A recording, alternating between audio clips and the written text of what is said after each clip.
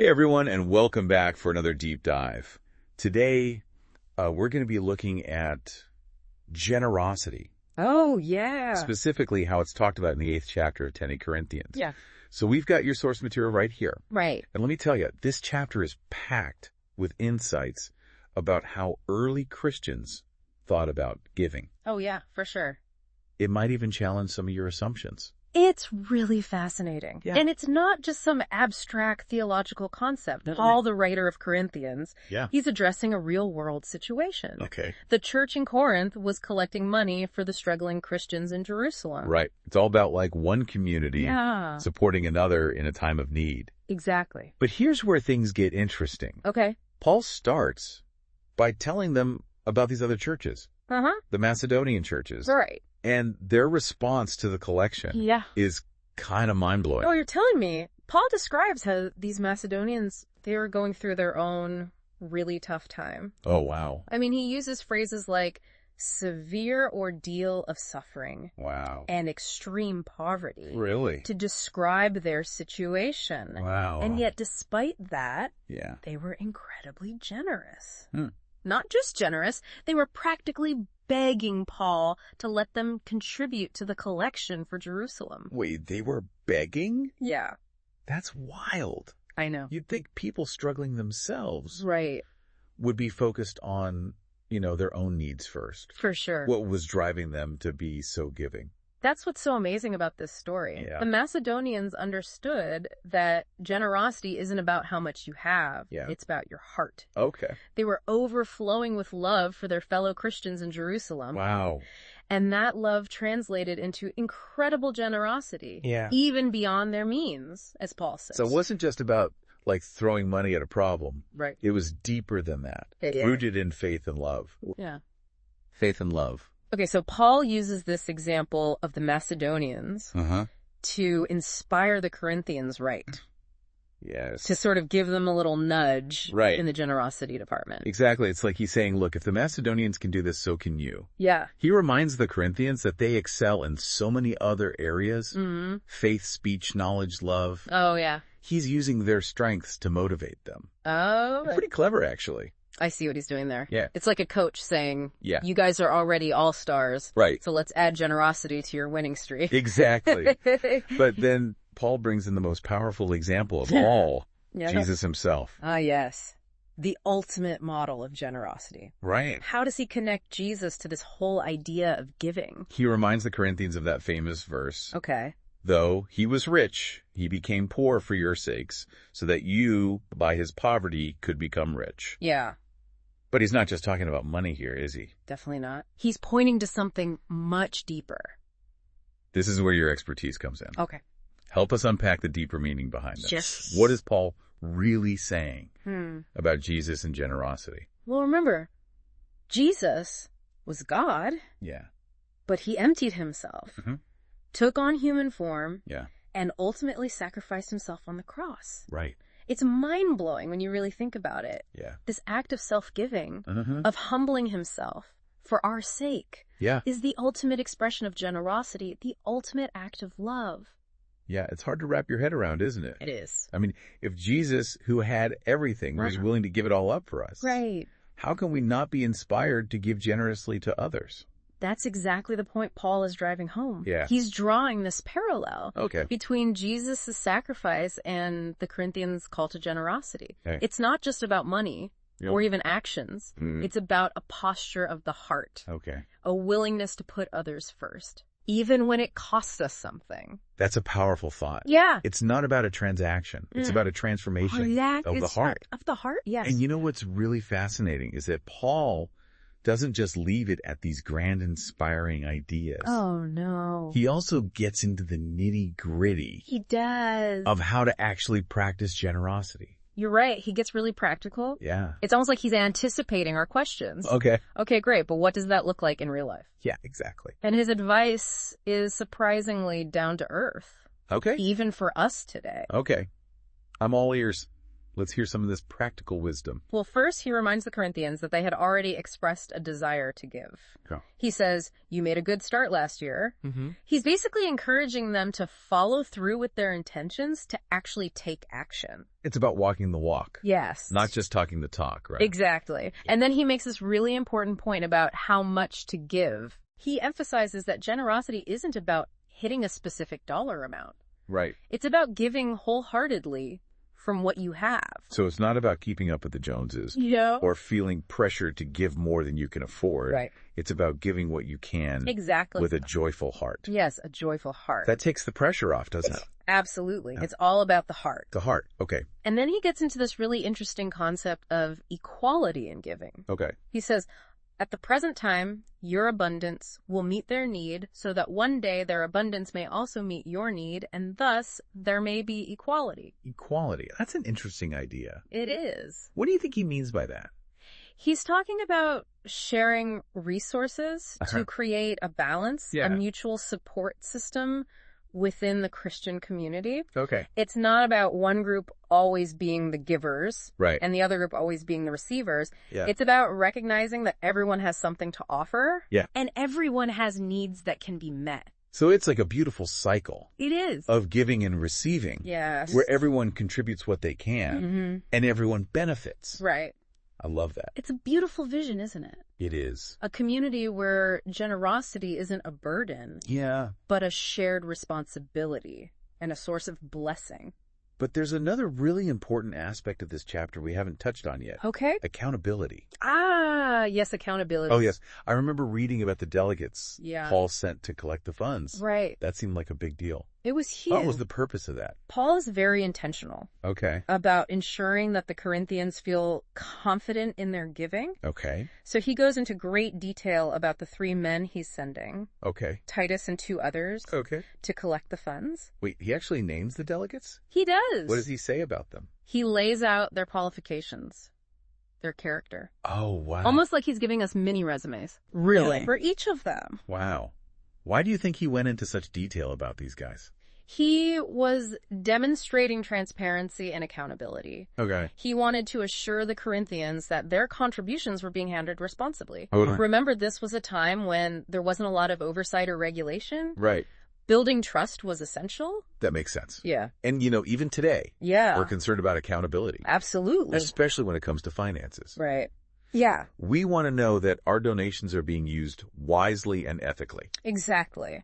Paul's approach in this chapter Yeah. is a model for us even today. Okay. It's not enough to just have good intentions. Right. We need to be transparent and accountable in our giving, Hmm. especially when it involves other people's resources. I'm sensing a theme here. Okay. It seems like everything Paul says about generosity Yeah. points back to Yeah. trust, integrity, Yes. and that deep heart connection. You're absolutely right. Yeah. It's not just about the act of giving. Mhm. It's about cultivating a spirit of generosity that Mhm. permeates every aspect of our lives. This is already so insightful. It is. And we're just scratching the surface of 2 Corinthians 8. Yeah, we are. But before we dive into the rest of the chapter, Yeah. let's take a moment to recap what we've learned so far. Sounds good. Where should we start? Well, we started with the incredible example of the Macedonian churches, Right. who gave so generously, Yes. even though they were facing their own hardships. Uh-huh. We saw that their giving was motivated by love Yes. and a deep connection to their fellow Christians in Jerusalem. And then we explored the ultimate model of generosity Yeah. in Jesus Christ, Right. who gave his very life for us. And we discussed how Paul used both of those examples Uh-huh. to inspire the Corinthians to give generously to the collection for Jerusalem. We also dove into some of Paul's practical advice on giving. Yeah. He talked about following through on your intentions, giving from the heart, Yeah. and embracing this principle of equality in giving. And we can't forget about the importance of accountability and transparency. No, absolutely not. Paul's attention to detail Yes. when it came to the delegates Mhm. shows us that responsible stewardship Yes. is just as important as the act of giving itself. It's all connected, isn't it? It is. It's like a tapestry woven together with threads of love, sacrifice, integrity, Yeah, and that deep, abiding desire to make a difference in the lives of others. absolutely. Yeah. But I think the real question is, Okay. what does all this mean for us? Right. For you listening right now? Yeah. How can we take these ancient principles and apply them to our lives today? Yeah, that's a great question. How do we cultivate a spirit of giving that extends beyond financial resources Right. to encompass our time, talents, and compassion? That's what we'll explore in the next part of our deep dive. Awesome. We're going to take a closer look at the rest of 2 Corinthians 8. And hopefully by the end of this episode, Yeah. you'll have a whole new perspective on what it means to live a generous life. I'm excited to keep going. Me too. All right, we'll see you next time. See you then. Welcome back. We just left off talking about accountability and the delegates Paul sent to Corinth. Right. You know, diving into this section, I found myself thinking about how important transparency was, especially back then. It makes sense, right? Yeah. Today, we have all these systems in place. Right. Charities are registered. There are financial regulations. Mm-hmm. We can easily research an organization before we donate. Right. But back in Paul's day, Yeah. it was a different story. Completely. Think about it. Yeah. Paul is asking the Corinthians to entrust their hard-earned money Yeah. to these delegates to send it all the way to Jerusalem. Wow. There wasn't exactly a postal service or a tracking system in place. Right. It was a huge leap of faith on their part. And Paul knew that. He understood the importance of establishing trust. Right. That's why he went into such detail about the delegates. Exactly. It was like he was saying, look, these are people you can rely on. Mm-hmm. They are proven trustworthy Right. and committed to this mission. It's almost like he was providing references. Yeah. He wanted to make sure the Corinthians knew exactly who was handling their contributions. Let's go back to those mini resumes you were talking about. Okay. Tell me about the first delegate, Titus. Well, Paul describes Titus as someone who shares his own devotion for the Corinthians Okay. and is very eager about this mission. Okay. He even emphasizes that Titus is going of his own accord. So Titus wasn't just some random guy assigned to the task. No, not at all. He was personally invested Yes. in the well-being of the Corinthian church Right. and genuinely enthusiastic about this project. Exactly. That must have been reassuring to the Corinthians. Absolutely. Yeah. And then there's the first unnamed brother. Paul says he's praised by all the churches. Wow. And known for his work in spreading the gospel. Okay. He even mentions that this brother was chosen by the churches to accompany him on this journey. Wow. It's like a glowing endorsement. Wow. Talk about credentials. I know. It sounds like this guy had a solid reputation Yeah. and a strong track record of service Right. within the early Christian community. Uh-huh. You know, it makes me wonder why Paul didn't include their names. Yeah. Do we have any theories about that? It's a good question. Yeah. Some scholars believe that these unnamed brothers might have been well-known figures Okay. within the Corinthian church, so their names weren't necessary. Okay. Others think that Paul might have been protecting their identities for safety reasons, Okay. as travel was often dangerous in those days. Interesting. It's a little mystery tucked away in this chapter. It is. Okay, so we've got Titus. Yeah. We've got the well-respected unnamed brother. Right. Who was the third delegate. The third delegate is described as someone who has been tested many times Okay. and is eager in many matters. Okay. Paul adds that this brother is much more eager than ever because of the great confidence he has in you. I love that. Yeah. This guy was not only experienced and enthusiastic, but he also had a ton of faith in the Corinthians He did. and their commitment to this cause. Yes. And it's not just about the individuals themselves. Right. By highlighting these qualities in each delegate, Yeah. Paul is demonstrating his own commitment to transparency and accountability. Absolutely. He wants the Corinthians to feel confident that their contributions are being handled responsibly and ethically. Exactly. You know, it makes me think about modern day parallels. Oh, yeah. Transparency is so important It in is. any organization, Yes. especially when it comes to handling finances. For sure. It builds trust, Mm-hmm. and trust is essential for any kind of giving right. Absolutely. Yeah. We see this all the time, don't we? When there's a lack of transparency, Right. it erodes trust. Yeah. And people become hesitant to give. Yeah. Paul understood that even back then. His approach is a great model for us today. It is. It's not enough to just have good intentions. Right. We need to put systems in place Yes. to ensure that generosity is expressed with integrity. Yes, I agree. And it goes beyond finances, doesn't it? We're right. Yeah. This idea of accountability applies to any area of life Right. where we are entrusted with resources, Yeah. whether it's our time, talents, or influence. Okay. We're called to be responsible stewards of what we've been given. It's a good reminder that our actions have consequences, They do? and we should strive to be trustworthy in all our dealings. Absolutely. I'm also really struck by Yeah. how Paul weaves together Yeah. the practical and the spiritual aspects of giving. He does. He doesn't just tell the Corinthians to give, Right? he guides them on how to do it well, Yes. with integrity, and a heart full of love. He's creating a holistic picture of generosity. Yeah. It's not just a duty or an obligation. It's Right. an expression of our faith, our love for God, and our love for our fellow human beings. And, you know, it's easy to get caught up in the logistics of giving, Oh, yeah, for sure. how much to give, where to give, how to give. Right. All those things. But ultimately, Yeah. it comes back to the heart, right? Yes, it does. That inner motivation. Yeah, huh? That drives us to be generous in the first place. You hit the nail on the head. Yeah. It's about cultivating a spirit of generosity Yeah. that flows from a place of love and abundance. Okay. And that spirit can manifest itself in countless ways, Mm-hmm. from grand gestures to small acts of kindness. Speaking of small acts of kindness, and there's a fascinating detail in this chapter Mhm. that I think often gets overlooked. Okay. Paul mentions that the Corinthians had already made a good start on the collection the previous year. He even uses the phrase, your deep eagerness, He does. to describe their initial response. You're right. I think that detail is really significant. Yeah. Paul isn't scolding them for not doing enough. Right. He's acknowledging their past generosity Uh-huh. and encouraging them to rekindle that same spirit. It's like he's saying, remember that feeling of excitement and joy you had Yeah. when you first decided to participate in this project? Yeah. Let's tap back into that. Exactly. Yeah. And it reminds us that generosity isn't a one-time event. Right. It's an ongoing practice. Okay. It's about cultivating a heart Yeah. that is always ready to give, to share, to bless others. It's a beautiful reminder that generosity isn't about emptying our wallets. Right? It's about opening our hearts. Exactly. And you know what's really inspiring is that Paul connects this whole idea of generosity Yeah. to spiritual abundance. He does. He talks about how giving actually enriches us, Mm-hmm. not just materially, but spiritually as well. That's right.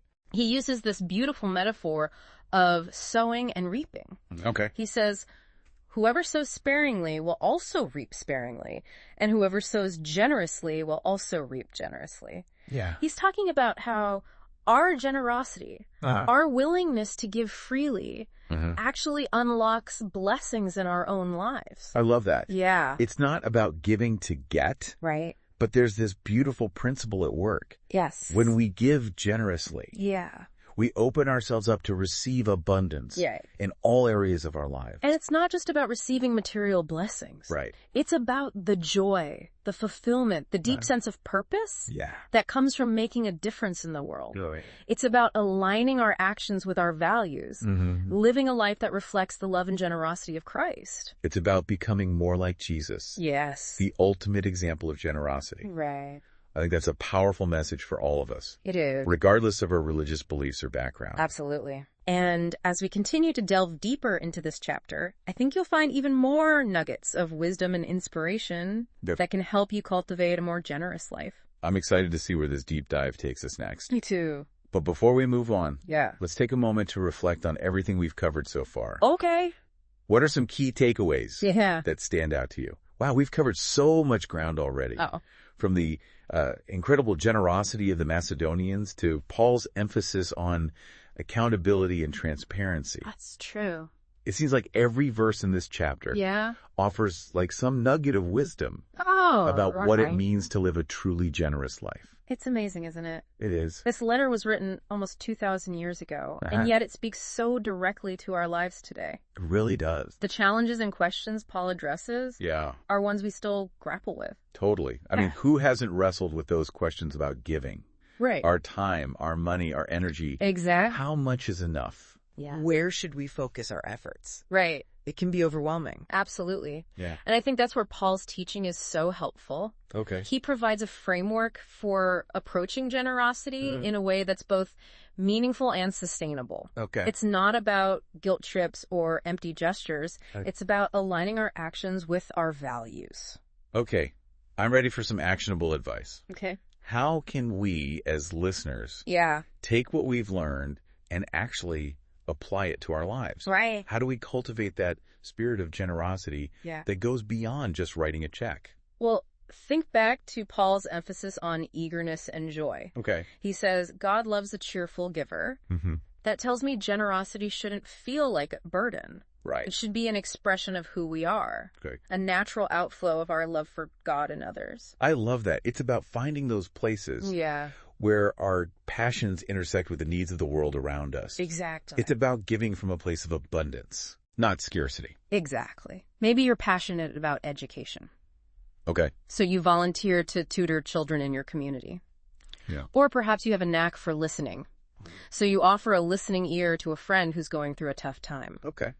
Generosity takes so many forms. And it doesn't have to be some grand sweeping gesture, right? Not at all. Sometimes the smallest acts of kindness Right, can have the biggest impact. for sure. Holding the door for a stranger, Yeah.